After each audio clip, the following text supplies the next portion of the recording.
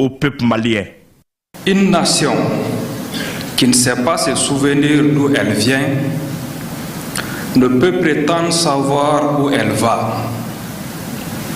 Sans orientation fixe, elle est donc à la merci des prédateurs, des manipulateurs et des profiteurs. Certaines puissances, ayant compris ce principe depuis de longtemps, ont su le mettre à profit pour mieux dominer les peuples du monde entier.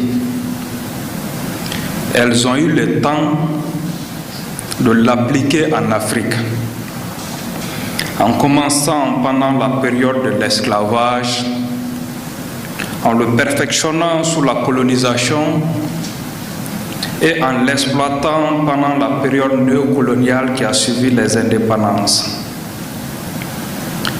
Elles ont méthodiquement détruit les systèmes de valeurs des pays conquis, remodelé leur système éducatif et réécrit leur histoire, favorisant ainsi une véritable aliénation culturelle et identitaire,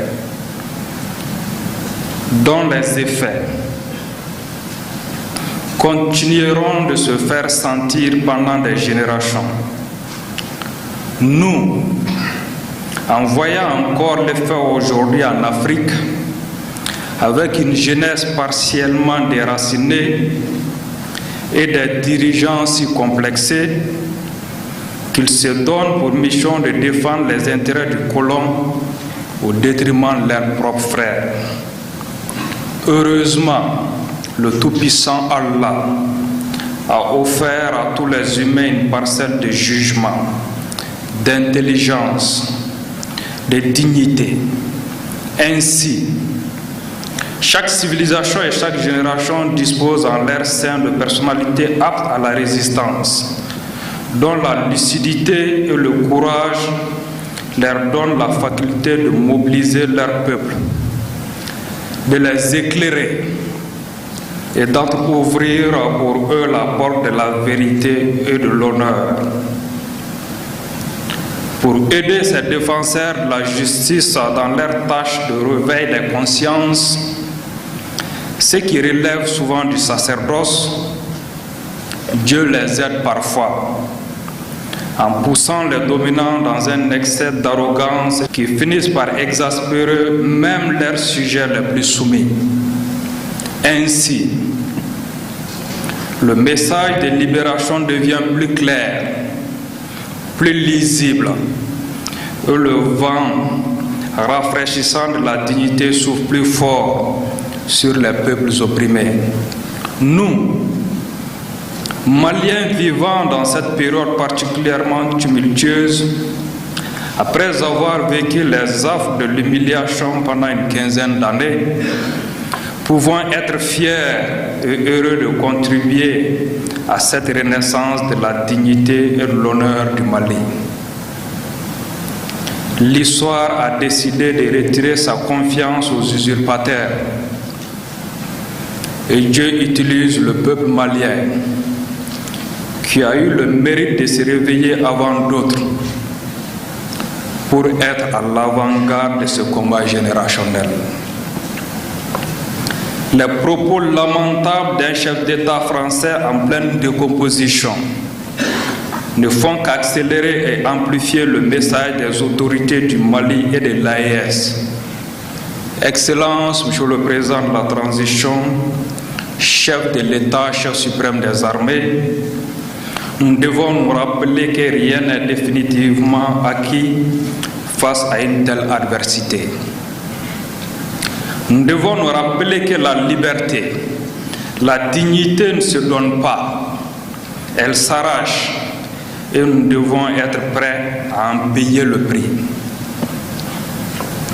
Nous devons nous rappeler que le déni de la valeur et de la bravoure de nos ancêtres, l'omission de leurs actes glorieux et l'oubli de leurs sacrifices nous entraîneront inexorablement vers un nouveau cycle d'esclavage et de domination.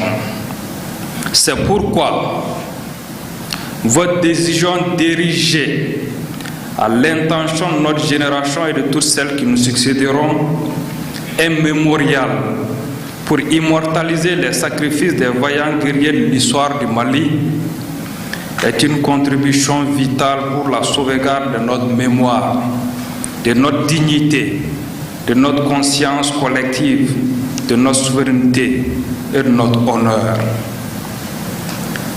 C'est donc avec une profonde émotion que nous nous réunissons aujourd'hui pour matérialiser le lancement de la construction du mémorial dédié aux militaires tombés sur le champ d'honneur qui sera érigé à Kati, ville garnison qui a vu tant de soldats s'engager et mourir pour protéger notre liberté, notre souveraineté.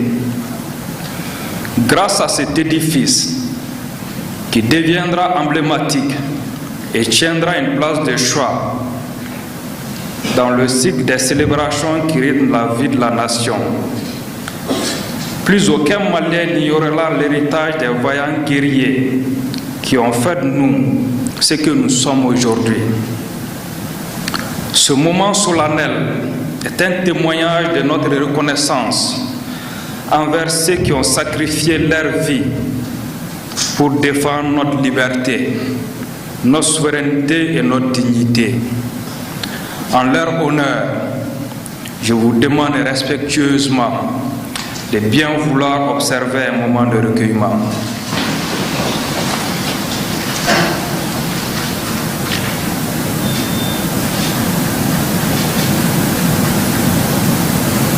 Je vous remercie.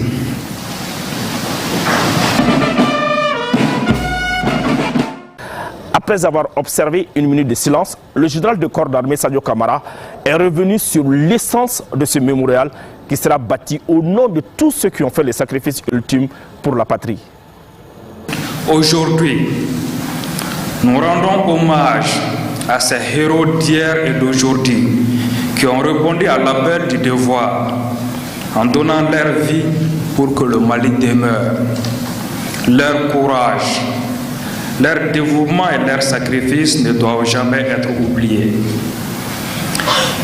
Les architectes et les ingénieurs du cabinet d'architecture Aldi et de la division études et suivi des travaux du génie militaire qui ont traduit en plan la vision du président de la transition sont mieux placés et plus doués pour en expliquer les contours et la symbolique de chaque élément.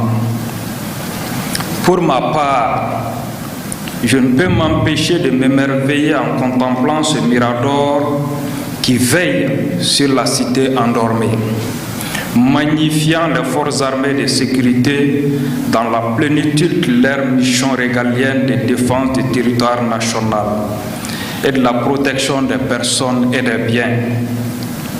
Les stèles portant les gravures des noms des héros tombés sur le champ d'honneur inscriront à jamais les noms de ces fils du Mali dans nos cœurs et dans nos esprits. Enfin, le musée des armées, organe de conservation, de valorisation et de diffusion de notre histoire militaire, sera colocalisé avec le mémorial pour davantage éclairer les chercheurs, les professionnels, les étudiants et le grand public, et continuera de faire vivre l'épopée des guerriers du Mali.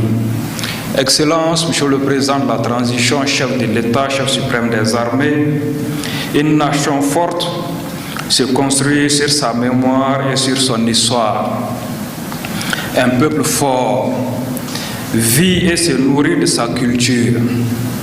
Un État fort s'adosse à son armée.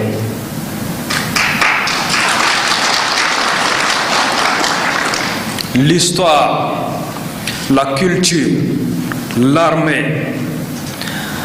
En lançant ce vaste sentier d'aujourd'hui, nous ne pouvions trouver plus beau symbole pour faire la synthèse de ces trois éléments et pour lancer en beauté cette année 2025 que vous avez voulu année de la culture.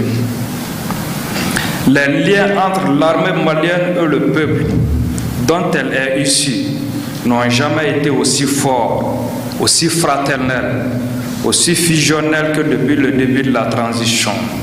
Ce mémorial sera bientôt reconnu comme un haut lieu du passage culturel et touristique au Mali. Excellence, Monsieur le Président de la Transition, chef de l'État, chef suprême des armées, sous votre leadership, grâce aux efforts de transformation et de modernisation des FAMA lancés depuis quelques années, le Mali dispose déjà de plusieurs dizaines de milliers de soldats professionnels et aguerris. Encore plus important, aujourd'hui, grâce à cette symbiose armée-nation que vous avez suscitée, le Mali est défendu par 22 millions de citoyens soldats, prêts à donner leur vie pour défendre leur honneur et leur dignité retrouvée. Tous n'auront pas leur nom dans ce mémorial, mais tous contribueront à construire la gloire et la grandeur du Mali.